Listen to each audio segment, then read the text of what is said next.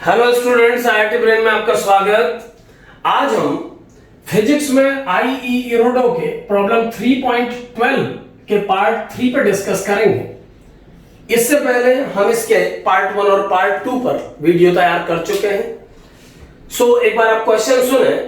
A thin non conducting ring of radius r has a linear charge density lambda equal to lambda naught cos phi,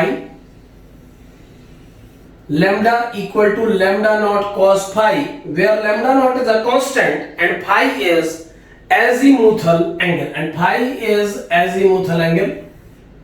So कुछ इस तरीके से इसको present किया जा सकता है। Find the magnitude of electric field strength at the center of ring. आपको रिंग के सेंटर पर इलेक्ट्रिक फील्ड स्ट्रेंथ का मैग्नीट्यूड निकालना है। रेफरेंस फ्रेम के लिए मैं इस एक्सिस को एक्सिस कंसीडर कर रहा हूं, जैसा हमेशा होता ही है, और इसके परपेंडिकुलर इस एक्सिस को मैं वाई एक्सिस कंसीडर कर रहा हूं। हमें रिंग के सेंटर पर इलेक्ट्रिक फील्ड कैलकुलेट करना है, लेकिन रिंग पे ध्यान रहे चार्ज यूनिफॉर्म नहीं है, इस डेंसिटी का चार्ज डिस्ट्रीब्यूटेड है। तो एक बार थोड़ा सा इसमें ट्रिगोनोमेट्री लगा लेते हैं। cos 0 1, तो यहां पर पॉजिटिव मैक्सिमम इंटेंसिटी होगी चार्ज की। उसके बाद 90 तक ये 0 होता जाएगा, इसका मतलब ये चार्ज धीरे धीरे रिड्यूस होता जाएगा, ये चार्ज धीरे धीरे रिड्यूस होता जाएगा, और यहां आते आते इसकी डेंसिटी 0 हो जाएगी।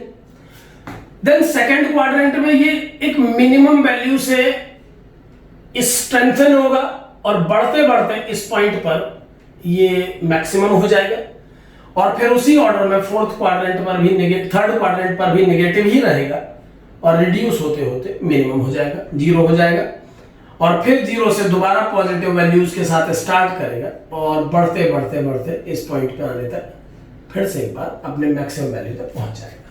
तो यहां पर मैंने साइन के साइज को चार्ज की अमाउंट शो करने के लिए एक तरीके के रूप में इस्तेमाल किया है। साइन का साइज देख के आप समझने की कोशिश करें कि किस तरीके की डेंसिटी डिस्ट्रीब्यूटेड है इस रिंग में। तो आपको इस रिंग के सेंटर पे इलेक्ट्रिक फील्ड कैलकुलेट करना है। तो प्रॉब्लम डिफरेंट चार्ज पार्टिकल्स के द्वारा निकाले गए इलेक्ट्रिक फील्ड के समेशन पर बेस्ड है। जैसा कि प्रिंसिपल ऑफ सुपरपोजिशन में गिवन है कि अगर बहुत सारे चार्ज पार्टिकल प्रेजेंट हो तो इलेक्ट्रिक फील्ड का net result principle of superposition से निकल सकता है। तो प्रॉब्लम प्रिंसिपल ऑफ सुपरपोजिशन पर बेस्ड है। आप अगर किसी एक पार्टिकल की वजह से ओ पर इलेक्ट्रिक फील्ड निकाल के दे देते हैं मुझे, या मैथमेटिक्स को दे दीजिए, तो उसके बाद मैथ्स इंटीग्रेशन को सौंप देगी सवाल, और इंटीग्रेट होकर के एक कंप्लीट रिजल्ट रिंग के लिए सेंटर पे कैलकुलेट हो जाएगा। तो एक एलिमेंट्री पार्टिकल के लिए स्टार्ट करते हैं इसको। फाई एंगल एजीमुथल एंगल लेने के बाद अगर मैं एक छोटा सा डी फाई कंसीडर करूं, तो रिंग की रेडियस गिवन है r, ये भी लिख देता हूं मैं, ये r गिवन है। सो रिंग की रेडियस r होने पर angle equal to arc upon radius फॉर्मूले से ये आर्क का लेंथ आ जाएगा r d फाई। और जैसा कि हमें मालूम है कि अगर लीनियर चार्ज डेंसिटी से इस लेंथ को मल्टीप्लाई करें तो इस पीस में चार्ज का मैग्नीट्यूड आ जाएगा लैम्डा r d फाई, यानी चार्ज की अमाउंट इस पीस पे होगी dq कह लेता हूं इक्वल टू लैम्डा, जो कि लैम्डा नॉट cos फाई है, इनटू r d फाई। तो इतना चार्ज इस एलिमेंट पे होगा। अब हमें इसे एक पार्टिकल कंसीडर करते हुए, और हम कर सकते हैं, हम इसे एक पार्टिकल कंसीडर कर सकते हैं, क्योंकि अपने सारे सवालों को सॉल्व करते समय मैं बार बार बताने की कोशिश करता हूं कि जब आप d फाई की बात करते हैं तो आप इस दुनिया के सबसे छोटे रियल नंबर तक जाने की कोशिश कर रहे हैं। जब आप ये सोचने की कोशिश करते हैं कि डी फाई क्या है, तो आप ये प्लान करें अपने माइंड में, एक नंबर प्लान करें और उसका नियरेस्ट रियल नंबर प्लान करें, और फिर उन दोनों का डिफरेंस निकालने के बारे में सोचें, क्योंकि निकाल कोई नहीं पाता, बस सोचें तो आपको मालूम चल जाएगा कि what is D phi. So D phi अगर एक स्मॉल एंगल है तो फिर ये एक पार्टिकल है, और अगर ये एक पार्टिकल है तो पार्टिकल से इलेक्ट्रिक फील्ड निकालना हमको आता है।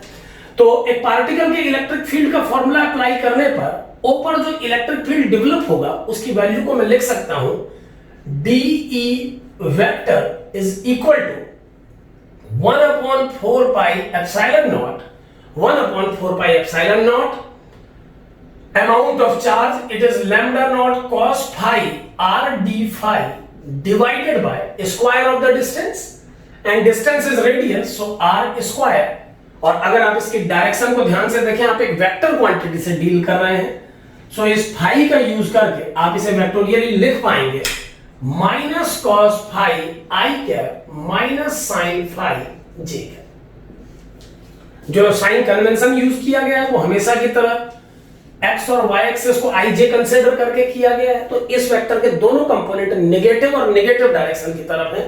सो माइनस कॉस फाई आई कैप माइनस साइन फाई जे कैप। अब ये आप लोग जानते ही हैं कि कॉस फाई कंपोनेंट इस तरफ आएगा एंगल की तरफ और साइन फाई कंपोनेंट जे की तरफ जाएगा। सो डीई वेक्टर इतना आ जाएगा और इस पूरी रिंग का समेशन करने के लिए मुझे इसे इंटीग्रेट करना होगा कंप्लीट पार्टिकल्स को कवर करने के लिए 0 से 2 पाई के रेंज में। सो नेट इलेक्ट्रिक फील्ड का मैग्नीट्यूड निकालने के लिए मैं इसे इंटीग्रेट कर रहा हूं।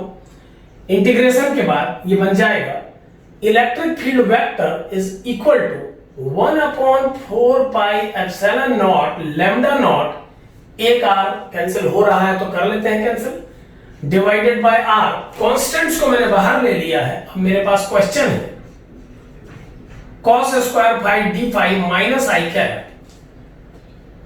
प्लस दूसरा टर्म आ जाएगा plus cos phi sine phi D phi minus J cap. ये साइन को मैं वेक्टर्स के साथ ही रख रहा हूं क्योंकि ये डायरेक्शन इंडिकेटर है, केवल इनका मैग्नीट्यूड से कोई लेना देना नहीं है, ये डायरेक्शन ही शो करेंगे।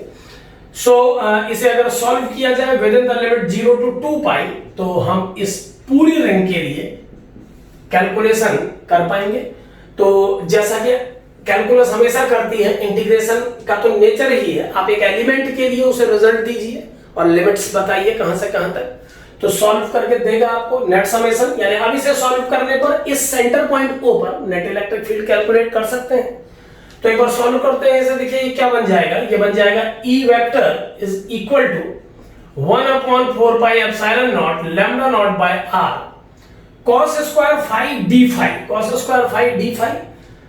सो कई तरीके हैं। सबसे पहले इवन ऑड फंक्शन चेक करके लिमिट्स को चेंज कर लेते हैं। एक प्रॉपर्टी यहां पर हम अप्लाई कर सकते हैं। हमने पढ़ा है कि अगर 0 से 2a के बीच में किसी फंक्शन को इंटीग्रेट करना हो तो हम 2 को बाहर ले सकते हैं, लेकिन ऐसा करने के लिए हमें यह प्रूव करना होगा पहले कि उस फंक्शन में 2a माइनस x को रिप्लेस 2a माइनस x से करने पर वो fx की बराबरी ही करता है। यानी कोई फंक्शन अगर इस कंडीशन को फॉलो करता है तो ये ट्रांसफॉर्मेशन उसमें हो सकता है। और अगर मान लीजिए इसके काउंटर किसी फंक्शन ने 0 से 2a के बीच में इस कंडीशन को फॉलो कर दिया, जो मैं अब लिखने वाला हूं f2a minus x equal to minus fx, तो फिर सॉल्व करने की जरूरत नहीं है, बिना सॉल्व किए ही उसका आंसर 0 हो जाएगा। तो इस कंडीशन को सेटिस्फाई करने वाले फंक्शंस 0 से 2a के बीच में 0 आउटकम देते हैं, जबकि इस कंडीशन को सेटिस्फाई करने वाले 2 times 0 to a fx dx की वैल्यू देते हैं। तो आइए चेक कर लेते हैं।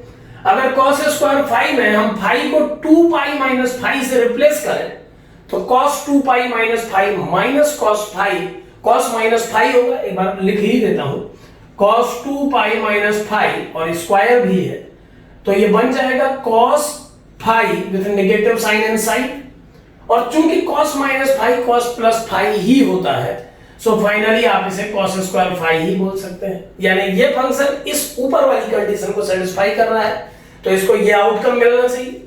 जबकि दूसरा फंक्शन अगर इसमें मैं फाई की जगह 2 पाई माइनस फाई पुट करूं तो ये बन जाएगा cos 2 pi minus phi sin 2 pi minus phi and this is equal to cos minus phi and sin minus phi. यहां आपको बता दूं 2 पाई एंगल कंप्लीट होने पर एक राउंड कंप्लीट हो जाता है, इसीलिए ट्रिगोनोमेट्री में 2 पाई मल्टीपल्स को सीधे हटाया जा सकता है। 2 पाई 4 पाई 6 पाई जैसे टर्म्स ट्रिगोनोमेट्री में सीधे रिमूव किए जा सकते हैं। तो ये बन जाएगा cos फाई, बट ये माइनस sin फाई बनने के कारण ये फुल आंसर माइनस में आ जाएगा। यानी जैसा था फंक्शन उसका जस्ट नेगेटिव हो गया 2 पाई माइनस फाई रखने के बाद। इसका मतलब ये सेकंड कंडीशन को सेटिस्फाई कर रहा है तो इसे सॉल्व करने की रिक्वायरमेंट नहीं है। यानी आप जब अगले स्टेप में मैं इसे सॉल्व करूंगा तो ये आप समझ गए मैं इसे हटा रहा हूं बोर्ड से, ये वाला टर्म 2 बाहर देके 0 to पाई में कन्वर्ट हो जाएगा और ये वाला टर्म 0 हो जाएगा। तो ये जो कंडीशंस मैंने अभी आपको समझाई, अगर मैं इसे अप्लाई करूं तो इस कंडीशन को अप्लाई करने पर नेक्स्ट लाइन में मुझे इलेक्ट्रिक फील्ड का वैल्यू क्या मिलेगा, देखिए नेक्स्ट लाइन में मुझे इलेक्ट्रिक फील्ड का वैल्यू मिल जाएगा E vector equal to 1/4 pi epsilon naught lambda naught by r, यहां से 2 बाहर और integration 0 to pi cos square phi d phi minus i cap. ये सेकंड टर्म अब मैं नहीं लिखूंगा, इसका वैल्यू 0 आ चुका है। अब एक बार फिर से इसी प्रॉपर्टी को इस पर यूज करके देखते हैं, क्योंकि अब 0 टू पाई है तो जो काम 0 टू 2 से ये फॉर्मूले से पहले बार हमने करवाया, अब अगर इस पर दोबारा करवाना चाहें तो मैं इसे 2 टाइम्स पाई बाय 2 लिख देता हूं। 2 टाइम्स पाई बाय 2 मींस मैं पाई बाय 2 को a कंसीडर कर लूं अगर, तो ये फिर से 0 टू 2a बन गया। आइए चेक करते हैं एक बार फिर से। फाई की जगह इस बार इतना माइनस फाई रख के देखते हैं। ये लिखा है मैंने 2a लुक में, लेकिन इसे आप पाई ही समझे, है वो पाई ही, बस मैंने उसे 2a जैसा दिखाने के लिए ऐसा लिखा है। सो इसे पाई मानते हुए अगर मैं फाई को पाई माइनस फाई से रिप्लेस करूं तो cos square pi minus phi बन जाएगा cos स्क्वायर माइनस फाई, और cos स्क्वायर माइनस फाई तो cos स्क्वायर प्लस फाई ही होता है। इसका मतलब दूसरी बार इसने फर्स्ट कंडीशन को ही सेटिस्फाई किया, यानी फिर मैं 2 को बाहर ले सकता हूं। तो अब एक बार फिर से मैं 2 को बाहर लूंगा, ये सब हटा रहा हूं, अब ये फॉर्मूले भी हटा रहा हूं, इनका काम हो चुका है। सो अगर मैं इस फॉर्मूले को यूज करूं तो ये बन जाएगा electric field vector equal to 1/4 pi epsilon naught lambda naught by r into 2, and now again you should take 2 common, क्योंकि फॉर्मूला बता रहा है कि आप ले सकते हैं। तो ये बन गया 0 to pi by 2 now cos square phi d phi with minus i cap.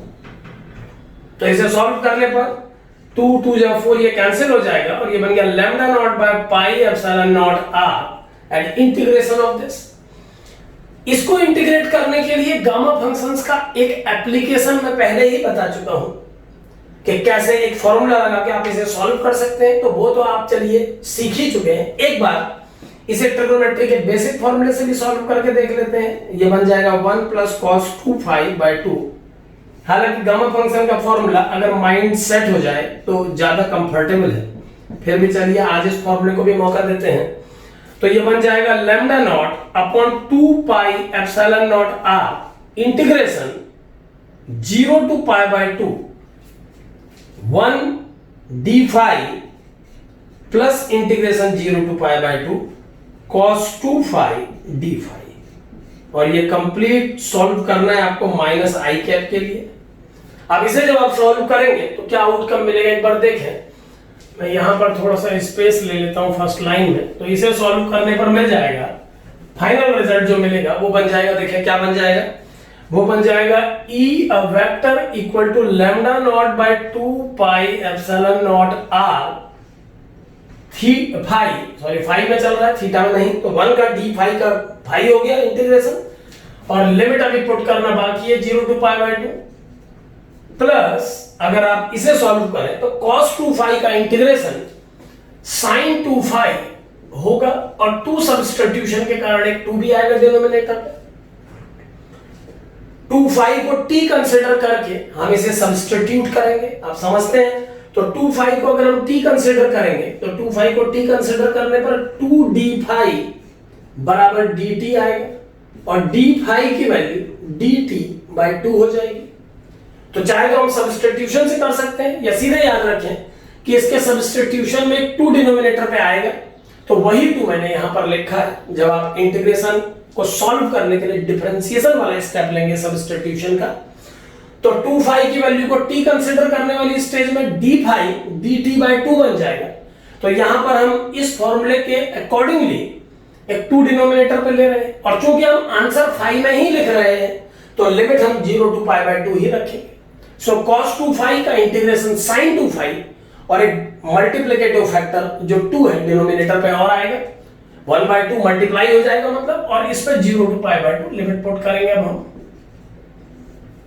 तो अब इसे सॉल्व करने पर जो फाइनल आंसर मिलेगा देखें क्या है, वो lambda naught upon 2 pi epsilon naught r, phi की वैल्यू पुट करने पर ये पाई बाय 2 बन जाएगा, और ये बन जाएगा 1 बाय 2 को बाहर ले लीजिए, sin 2 pi by 2 it is sin पाई,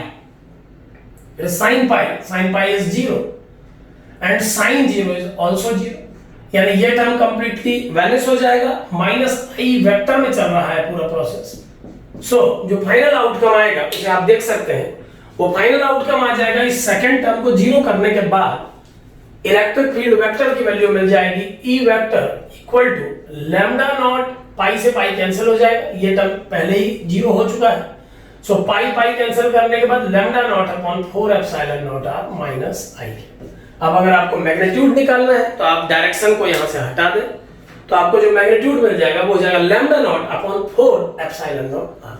तो इस तरीके से आप एक पार्टिकल का इलेक्ट्रिक फील्ड कैलकुलेट करके पूरी रिंग पर इंटीग्रेशन की हेल्प से प्रिंसिपल ऑफ सुपरपोजिशन अप्लाई करके भी इस क्वेश्चन का आंसर निकाल सकते हैं। एक वीडियो क्लिप में हमने इस क्वेश्चन का आंसर, जो पार्ट 1 का आंसर था, उसके सुपर केस की तरह निकाला था, x को 0 पुट करके। एक दूसरे तरीके से आप इसे एक इंडिपेंडेंट क्वेश्चन के रूप में सॉल्व कर सकते हैं, यानी अगर आपको उस क्वेश्चन से अटैच नहीं करना है तो ये एक इंडिपेंडेंट मेथड है इस सवाल को सॉल्व करने का। Thank you.